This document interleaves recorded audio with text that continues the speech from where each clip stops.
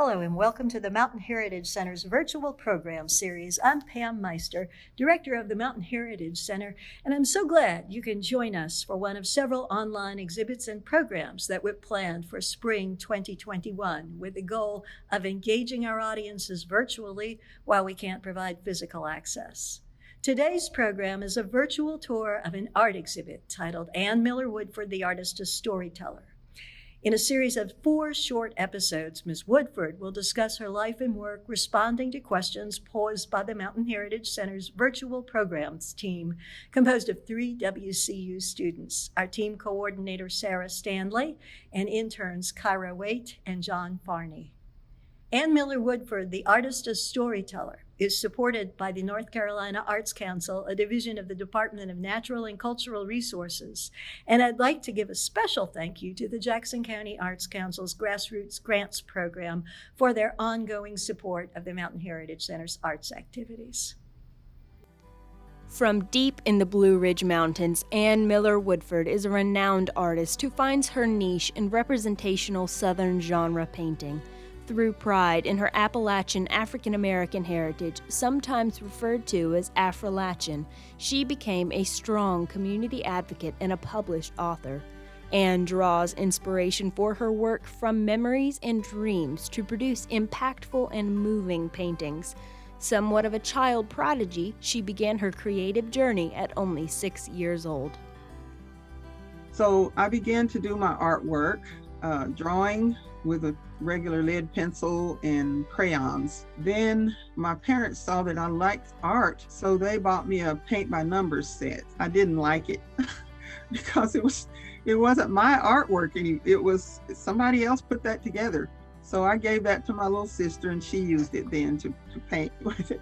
Ann's artistic independence continued as she blossomed throughout her childhood, developing herself as an individual and as an artist. So who I was at that time a little African-American, a little black girl with kinky hair and dark skin, and as someone who was very shy.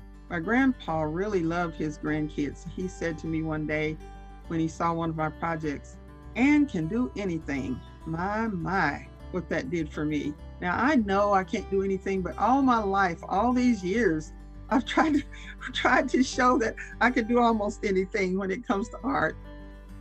Ann's drawing, entitled Still Life with Melons, Corn, and Fruit, is one of the earliest pieces of her artwork that has been preserved. She drew it as a part of a Learn to Draw course on television. Every Saturday morning, I would get up really early, and I took the John Nagy Learn to Draw course on our little black and white television. And everybody else was asleep at that time except my dad. He was always out working somewhere. But that's how I got started. So that's basically who I am as an artist. It really shows what we had. I mean, I could have reached out in Daddy's garden and set that put that scene together right there. So it teaches me now that I think about it, that I've set up many times I've made a scene, a still life, and I've painted from that. This early beginning with still life drawings led Ann to paint many still lifes later in her career as a celebration of the simple, beautiful things that she loves. The painting titled Still Life with Blaylock Bowl was inspired by a piece of Stephen Blaylock's pottery that Ann keeps in her personal collection. Ann was the sole 8th grade graduate from the one-room Andrews Colored School, as she had been the only student in her class level from 2nd to 8th grade. Her only option to further her education was to leave her family behind to move to Asheville to attend Allen High School. Her family supported her academic journey along with many community members from Andrews, North Carolina. Her name was printed in the Andrews newspaper every time she made the honor roll, making her friends and family very proud. Allen High School opened up a world of opportunity for Ann to further her education and to pursue her art. The teachers there really appreciated my artwork, and sometimes took me out of class to do their bulletin boards or to draw something for them or whatever. So when the time came around to do our Annite, they asked me to be on the staff of the Annite and asked me to do the artwork for the inside cover. The inside cover artwork that Ann created for the Annite yearbook showcased her skill with landscape drawings. She continued to develop her style in landscape further into her career with the painting titled Foggy Morning and Hanging Dog off the Unicoi Turnpike. During her time at Allen High School, several people took notice of Ann's talents and helped her find ways to express herself and continue advancing her skills. The principal of the school decided that I needed some training. So there was a teacher downtown who was teaching at the Y art classes. So she paid for it. And another one, the librarian there, drove me to the classes every week. So I did have about 6 weeks of drawing training. Ann's painting, titled The Runaway, tells the story of a time when Ann simply felt like running away from home as a child. This painting is a great example of the way that Ann incorporates childhood memories and emotions into her work. One day, I don't know why, but it seems like at the time I was feeling very sensitive. Somebody called me nappy-headed and somebody called me black. Being called black was a very negative thing when I was growing up. Even some of the bad boys in school drew pickaninny pictures on the blackboard and wrote my name under them. It hurt me so bad, I was going to run away. But I painted this picture instead. My home was warm, we had plenty of food and lots of love, so why would I leave?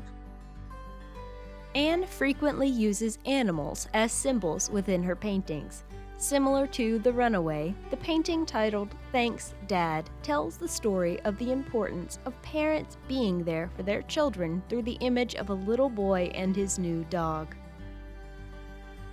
Making the most out of what you have is all too familiar in the Appalachians. It is a mindset that becomes ingrained and one that Ann has never lost. The Runaway was painted using a set of oils that were gifted to her by the school nurse. She used a piece of cellotex from her father's construction job as a canvas. A new level of appreciation can be added to her art when understanding the value she holds in her supplies. I always paint, even now, I still paint with a thin coating of paint because I thought I'd never get another set of oils when that lady gave me those. And it's sort of like something that just gets built into you. Whatever you had when you were a child, whatever happened to you, your experiences stay with you, even at the old age that I am now.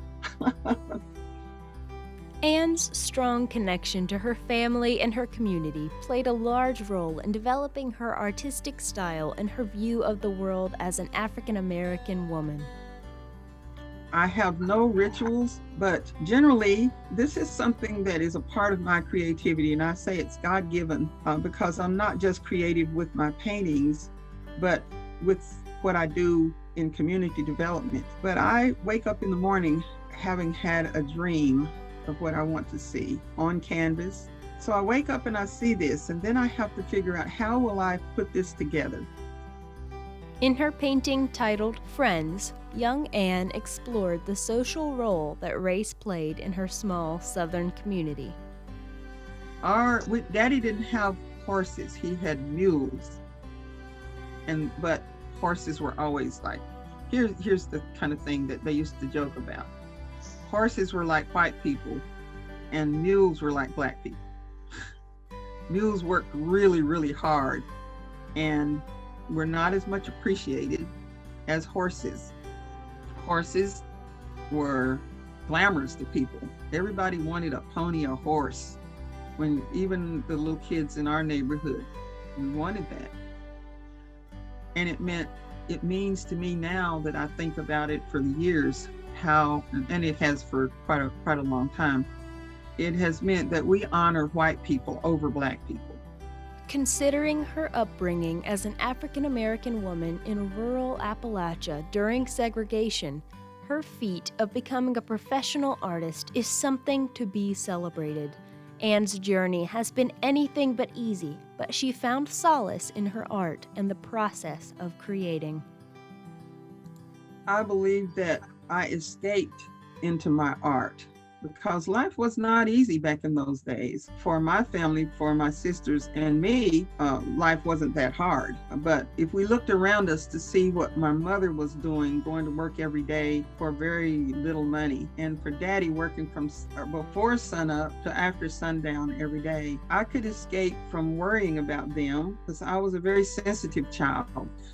Artwork gave me a chance to live in my mind, in my vision for the future. I always wanted to be an artist. In the next 3 episodes, we will be showcasing how Ann's paintings can capture long-lost memories, discuss important social issues, and reveal previously hidden Appalachian culture.